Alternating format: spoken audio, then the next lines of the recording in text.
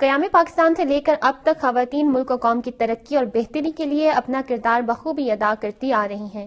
خواتین جہاں گھر میں رہتے ہوئے اپنی گھریلو ذمہ داریاں احسن طریقے سے نبھا رہی ہیں، وہیں ہر شعبہ زندگی میں بھی جہد مسلسل کرتے ہوئے اپنی جگہ بنانے اور اپنی صلاحیتیں منوانے کی جی جان سے کوشش کر رہی ہیں۔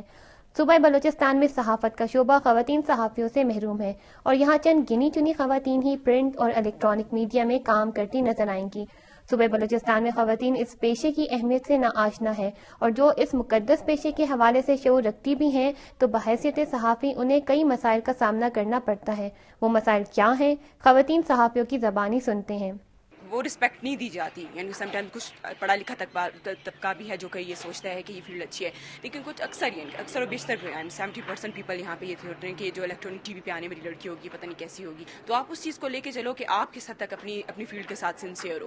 ذرائع ابلاغ میں خواتین کی زیادہ سے زیادہ شمولیت کے لیے ضروری ہے کہ اس شعبے میں کامیاب خواتین کے کردار کو مناسب انداز میں اجاگر کیا جائے۔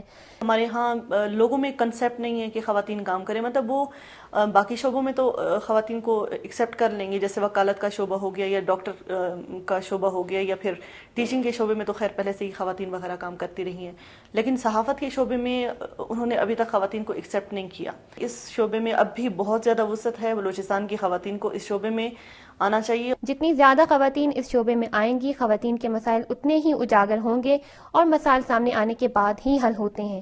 تاہم حقوق حاصل کرنے کے لیے آواز اٹھانے اور متحد ہونے کی بھی ضرورت ہے۔ صوبہ بلوچستان کی خواتین باصلاحیت ہیں اور کسی طور پر بھی مردوں سے کم نہیں ہیں۔